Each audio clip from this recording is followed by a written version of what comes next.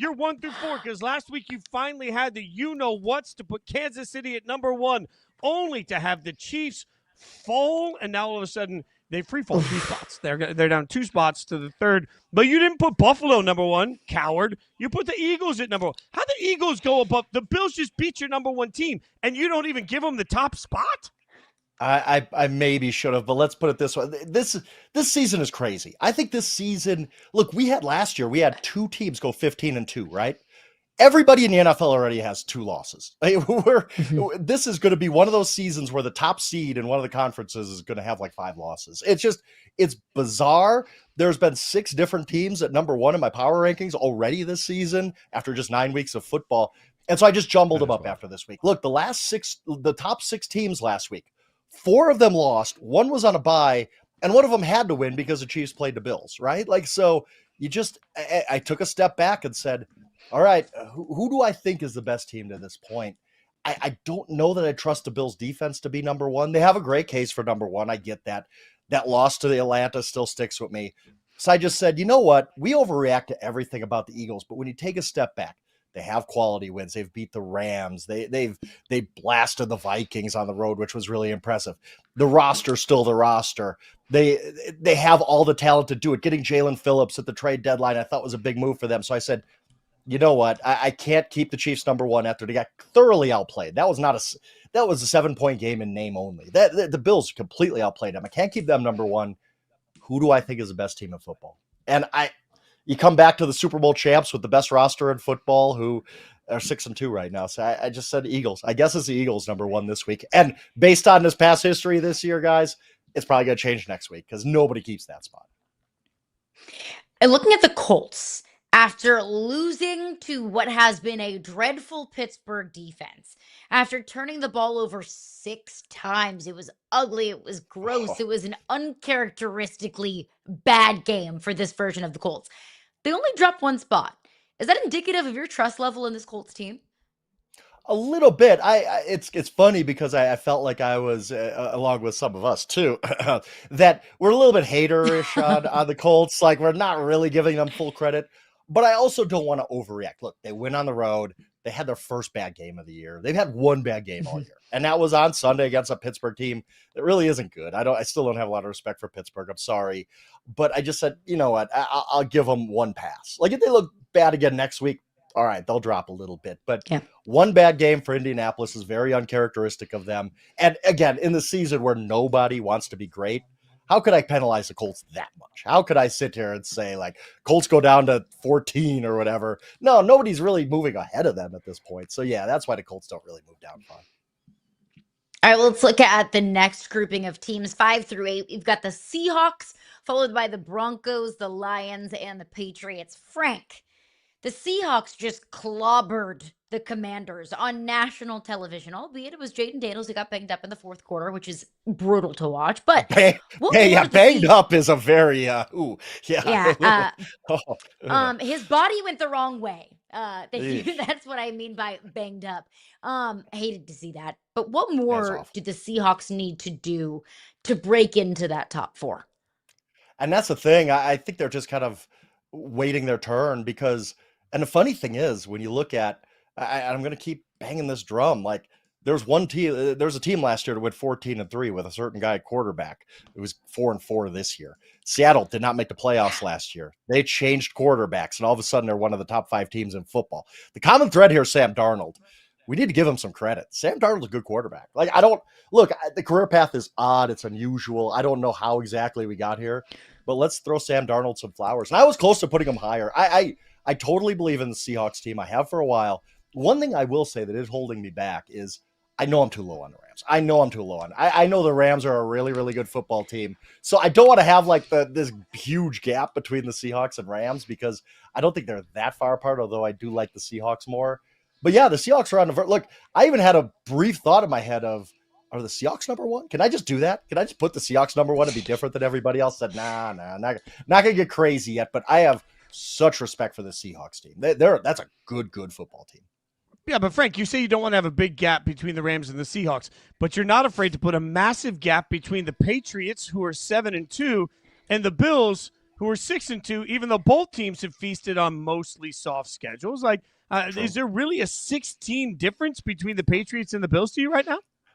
Maybe not. I just a little hesitant to put the Patriots higher. Again, they have played a soft schedule. They did barely beat the Falcons on Sunday at home. They did lose to the Raiders at home. Like, wow. Like, again, not trying to chide you here, Fitz, but when we look back at the season, we're going to be like, what in the heck happened that week 1 game?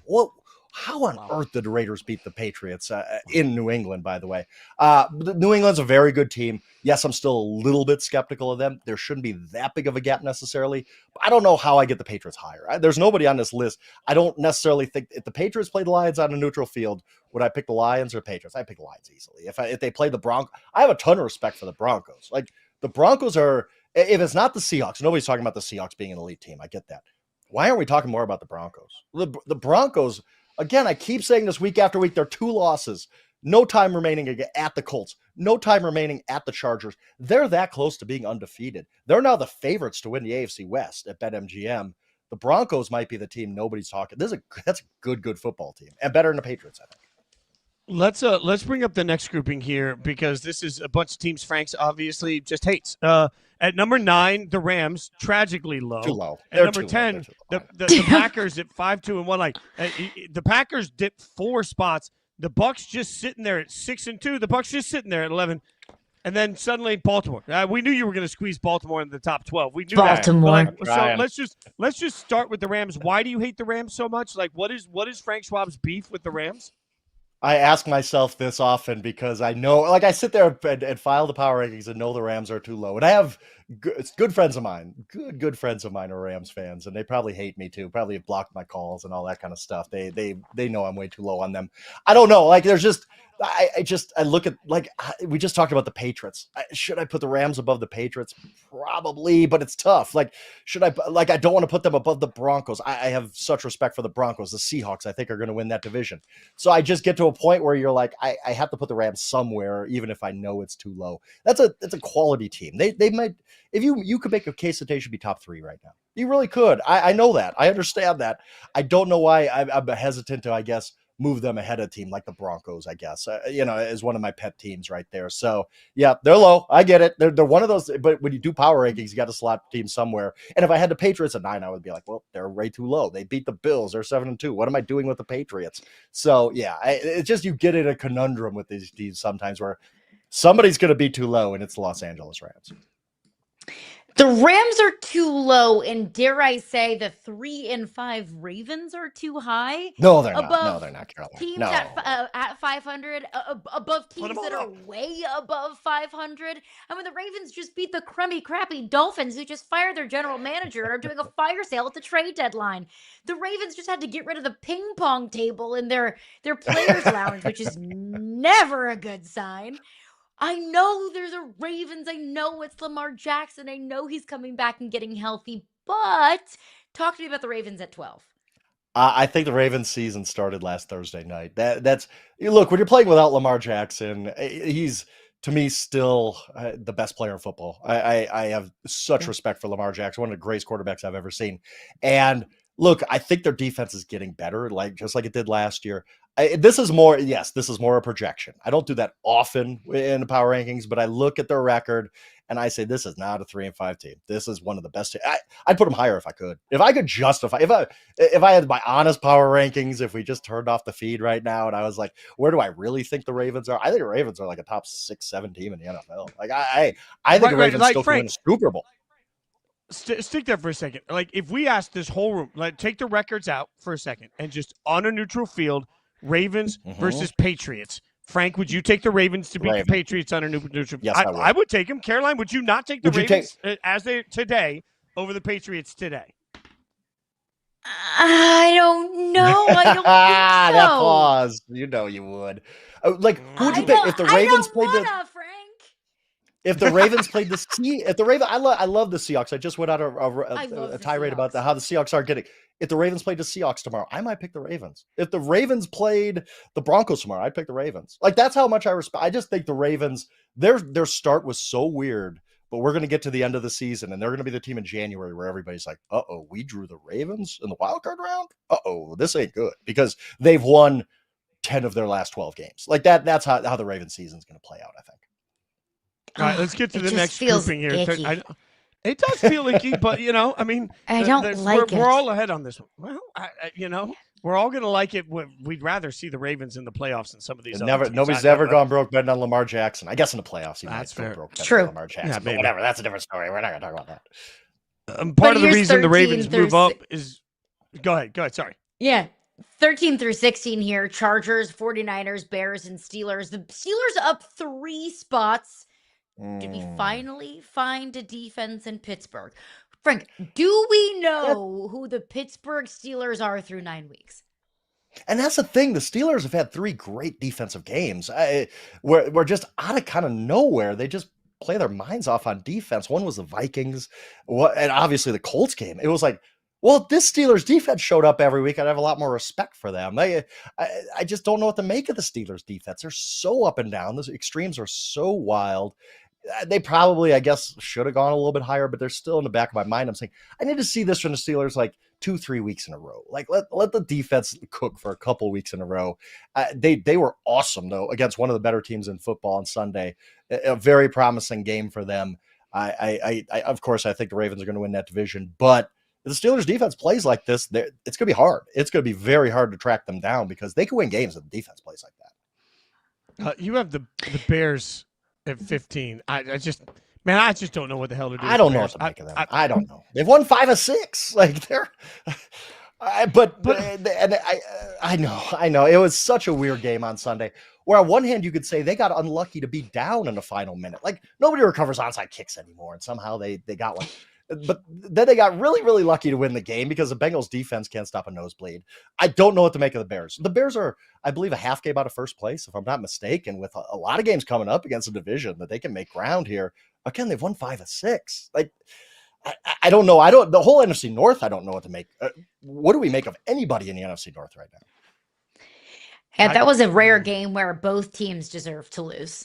And the Bears bad beat for both sides, right? Like, it's like whatever. Yeah, it was so weird. Also, you mentioned with the Ravens. You mentioned with the Ravens that you don't like to project, and I think it's fair to project with this Ravens team. They'll look wildly different in December than they did in October. How much of where the Niners are right now is projection and regression with how many injuries that they have? And it is. I mean, if you were just basing it on what you've done so far, that's it, nothing else. The 49ers should be higher. Like Kyle Shanahan's doing an awesome job. He really is. Robert Saleh's doing a fantastic job with a beat up defense most weeks. They just don't have the guys. They lost another. Michael Williams goes down, their first round pick. And it's like, this team just keeps taking injuries on defense. And eventually the dam is going to burst. I have a hard time believing, especially in a really, really tough division, that they can keep this up. But again, they keep winning games. So I don't want to drop them too far. But no, I don't think the 49ers are a playoff team with that defense. And they have a lot of stars on offense and they're fun and they're really, really well coached. But the defensive injuries are just way too much for them. All right, let's go to the next group of 4 here because I'm trying to figure out why you hate the Carolina Panthers. Weird team to hate. But the Vikings at 17, the Panthers at 18, the Jags at 19, the Texans at 20. All the Panthers do is win no matter what. And you only moved them up 5? Come on. I don't know if you guys watched this game. It was not a pretty game, so I hope you didn't. But the whole game, I'm like, how are the Panthers even in this game? Like, they haven't done anything. They haven't. The Packers played a miserable game. That was one part of it. But you're just like, the Panthers don't deserve to be in this game, but somehow they win. You're right. All they do is win. But I just don't. I don't have faith. That offense was not really good on Sunday. The defense was surprisingly good at suppressing points, I guess. But no, I don't believe in the Panthers. I don't. Like, great win as a 13-point underdog, but I also think they were a 13-point underdog for a reason. And again, that game was one of those games where you're just watching the whole thing like, what? The Packers going to lose this game? Really? Like, how? It was baffling. It was absolutely mind-numbing. Unfortunately, that is the game that I get in my local market, being in Charlotte. So I have the wonderful gift of watching the Carolina Panthers, my team of the last 3 weeks, every single Sunday. Look at the Jags and the Texans. The AFC South, it's the Colts and then a whole lot of gross underneath it. But could the Jags or Texans potentially find themselves in the playoffs in this AFC? It's hard. I mean, the Jaguars is such an interesting case because the record's fine, right? But what if Geno does complete that 2-point conversion in Las Vegas on Sunday? All of a sudden, the Jaguars feel like, Wide open. oh man, like we're in real trouble. Instead, pass gets batted down. Tyler Lockett's wide open in the end zone, by the way. Pass gets batted down, and all of a sudden, the Jaguars are like, maybe we should be buyers at the trade deadline. The Colts lost. We're right behind the Colts in the division. Maybe we can replace Travis Hunter with a trade for what? It's just crazy how one play completely flips how the Jaguars should be feeling about themselves. But this is a flawed team. Like if you no offense, Fitz, if you're barely squeaking by the Raiders on a 2-point conversion at the end of overtime, you're probably not a very good team. Whatever they did to beat the Chiefs is just not carried over. That I look at when I watch the Colts play on Sunday and I watch the Jaguars play on Sunday, and this is from somebody who picked the Jaguars to win the division. Trust me, I want them to be good the rest of the way. But when you watch the Colts, you watch the Jaguars, you're like, yeah, that Colts team's pretty good. This Jaguars team is not. I don't know how they keep winning. They're just not a very good, and they're not going to get better without Travis Hunter, by the way. Now, let's move through 21 through 24. You have the Falcons, the Cardinals coming off of a big win last night on Monday Night Football. Yeah, big win with Jacoby Brissett, who looks better than Kyler Murray at times. Then the Cowboys and the Commanders. I don't disagree with any of this, Frank. I think the Cowboys deserve to take an absolute deep dive. I think the Cardinals deserve to give a little bit of credit with how they've finally been able to break through and win a game last night. But what are the Cowboys doing? I mean, the season feels like it's over. They go out and they trade for Logan Wilson. Like what are the Cowboys right now? They better not make a move bigger than that. I was like, Logan Wilson, whatever, 7th round pick. You want to do that? Have fun, Jerry. What? No big deal. But you look at this. I went back. I couldn't catalog their losses in my mind. So I'm like, who did the Cowboys actually beat this year? Let's go back and look. They beat the 1-win Jets, the 2-win Giants, and the 3-win Commanders. Teams that are combined 6-20 this year. Those are only 3 wins. This is a bad football team. And you lose at home to the Arizona Cardinals, who had lost 5 in a row. They are better with Jacoby Brissett. I mean, that's clear. Like even Troy Aikman yesterday on the broadcast, I thought spoke for a lot of people when he's like, yeah, he's got to start now. Like you can't go back to Kyler. I don't know. Jonathan Gannon doesn't seem to agree, but we'll see about that. But with the Cowboys, yes, I think their season's over. Like they're going to have to get to at least 9 wins, right, to make the playoffs. They'd have to go 6-2 the rest of the way to get to 9. And you might need to get to 10. And that means 7-1. This team ain't doing that. They're not good enough. Even with that offense being really good, they have 3 wins against teams with a combined 6 wins this season. Like they're just not a good football team, and no, they should not be buying at the deadline. And they should even consider selling because it's over. Like they're not going to make the playoffs this year in a stacked NFC. All right, let's go to the next grouping, 25 through 28. Didn't have to wait till the last grouping to see my beloved Raiders. The next grouping, we got the Bengals, the Browns, the Giants, the Raiders, all teams that just abject disasters. Should Zach Taylor be on the hot seat in Cincinnati? Yeah, absolutely. What's a common thread here? Like you fire defensive coordinator, your defense is just as bad. You missed the playoffs with a healthy Joe Burrow. Now you're running a team that somehow, for the first time since the 1966 Giants, are the first team to score 38 points in back-to-back games and go 0-2 in those games. Like at some point, what does Zach Taylor's resume look like? Yeah, they had the great Super Bowl run. That's carrying a lot of weight on his resume right now. And you know what? Coaching in the NFL becomes easier when you have Joe Burrow as your quarterback. Right. Like, so I don't know. I think Zach Taylor should be on the hot seat. I think last year missing the playoffs with Joe Burrow healthy, playing at an MVP level, which has pretty much never happened before. I wrote about this in the preview months ago.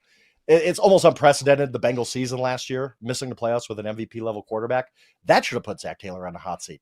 And then this season, I get Joe Burrow's not there, but it's not like the Bengals were lighting the world on fire when Joe Burrow was healthy. So there's just organizational failures there. And at some point, Zach Taylor, there needs to be questions asked. Is Zach Taylor the right guy? I don't know that the answer is yes to that right now. This is a bad football team. Like, I get the Burrow's hurt. You're going to excuse everything for that. Oh, Burrow's hurt. What can they do? This is a bad football team. It's just bad. Like them blowing that game to the Bears after the comeback, because 54 seconds left. I think everybody had the same reaction of, oh, great. The Bengals took the lead. Who cares? Our defense has to play for 54 seconds. They're not going to hold anybody right now. And it didn't. The horrible tackle on the Colson. Oh, this is a bad football team. Bad football team. Oh, bad football team, even with Joe Burrow, and that is hard to do. Let's round out the final 4 in Frank's power rankings: Dolphins, Jets, Saints, Titans. That's the toilet bowl right there. So tell me how you differentiate the 4 worst teams in the National Football League and how you rank one above the other, because they're all crap teams. How do you? I mean, the Dolphins at least got that win against the Falcons. What were the Falcons doing a week and a half ago? Like, What were the Falcons doing? They got blown off the field by the Dolphins. The Dolphins have looked completely terrible in every other game, but at least they have the second win. It is hard, but I will say this: the Titans are easily the worst team I've seen play football this year. And the whole Amari DiMercato dropping the ball before he scores, I honestly think at this point, that's going to be what keeps us from seeing the first 0-17 team in NFL history. Like, I don't see the Titans winning another game. Like, everything went right for them on Sunday. In the first quarter, then interception return for a touchdown and a punt return for a touchdown, and they still lost at home by 7 points. Like, what? That team, I don't think that team wins another game. They don't look like they're going to win another game. They've had if we can just take away the win against Arizona, which is totally fluky. They should have lost that game by double digits. Their best outcome this year was that 7-point loss to the Chargers. They've lost every other game by more than 7 points this year. They're terrible. Ooh. They're a bad football. I think they're going to end up going 1-16 maybe. And we just forget about them because the one-loss teams in NFL history, you can't name any of them. We just forget about them. They're so lucky to get that win against Arizona, because otherwise we might have even let off the segment with, let's just skip to the end because we're going to talk about, are the Titans going to go 0-17?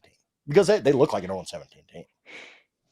God, it is alarming how bad the worst of the NFL is this year. Like, last year we saw a dozen teams with double-digit losses. Right now we're on pace to see 14 teams with double-digit losses if the season plays out this way. Like, it just the bad of the NFL is really bad, and the scariest part about it is they're not even tanking. They just suck. Frank, you didn't suck as much this week. The rankings weren't as bad as they usually are. I will give you a little credit. You're getting Except better. Rams fans. Like Rams fans don't agree with you. Rams fans definitely do not agree with you. But that's fine. No, you don't.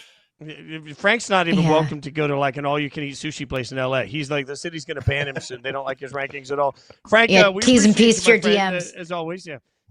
Go check out the rankings, and then most importantly, let Frank specifically know exactly what you think of how much he's undervalued your favorite team. So good to know that some things are consistent. Frank, you still hate everybody's football team. Absolutely. I do that. I wake up every morning saying, whose football team can I hate the most this week? And I usually do pretty well. I usually hate all 32 equally. That's fair. The Rams just thanks, are Frank. We appreciate it this week. Yeah, very special. The Rams and the Seahawks. Really, the whole NFC. You know what? We've learned. Everybody. Frank has a West Coast bias. He doesn't like West Coast football. That's what we've learned. We coin that, put it out on the aggregate that. We'll just see what happens to his mentions. Thanks, Frank. We appreciate you hanging out with us, brother. Appreciate y'all. Thanks, Frank. Appreciate you. All right, let's take a look at overall his top team. Number 1, the Philadelphia Eagles, which we talked about at the beginning. The Titans. Awful. Top risers, the Panthers, that we still call disrespectful, and the Vikings up 5, a little quiet there, and then the top faller, the Dallas Cowboys. Overall, unenviable job of trying to rank these things, but I think Frank did it. Frank was pretty good this week. I think these are all deserved. The Titans deserve to be the 32nd team in the NFL. The Titans are terrible. And I think the Panthers and the Vikings both deserve to rise. The way that J.J. McCarthy was able to come in and just, execute the offense within the confines of how Kevin O'Connell wants to. And the Panthers continue to prove to us week over week that even if they're winning in kind of really close and fluky ways, they're still winning games. And Rico Dowdle is still running. He hasn't stopped. He is continuing to run the football even today on Tuesday. And the Cowboys, gross. The fact that they lost by double digits, and it could have been worse if they were a blocked punt for a touchdown away from losing to the Arizona Cardinals, who lost to the Tennessee Titans. Like, no, the Cowboys deserved to drop 6 spots. So I will give Frank a whole lot of credit. We give him a whole lot of flack, but we love him very, very dearly here on this program. I think you got it right that all of these teams deserve to be where they're supposed to be. Yeah, and there's probably a conversation to be had about the fact that right now, number 1 in Frank's power rankings are the defending Super Bowl champion Philadelphia Eagles. And I say it that way because I think we forget about that sometimes. The defending Super Bowl champions this year have been covered more for the drama with A.J. Brown than they have for the fact that they're the defending Super Bowl champions. And right now, they are sitting, they're 6-2. And the way we talk about them, it's like, oh, they're broken, drama. They're the top overall team in the power rankings. They're 6-2. They have every reason to expect they're aggressive at the trade deadline. Eagles might just be on a path to repeating, and nobody's paying attention to it. Yeah, it's some things in the NFL are inevitable. Eagles, Chiefs, Bills, it feels like are inevitable, even in a weird year where it feels like there's a whole lot of parity. Also, if it's important to point out, no trade news yet this morning. Trade deadline coming up at 4 p.m. Eastern time. Maybe we'll have more to discuss tomorrow morning, but doesn't seem like there's going to be any crazy big time moves on the horizon.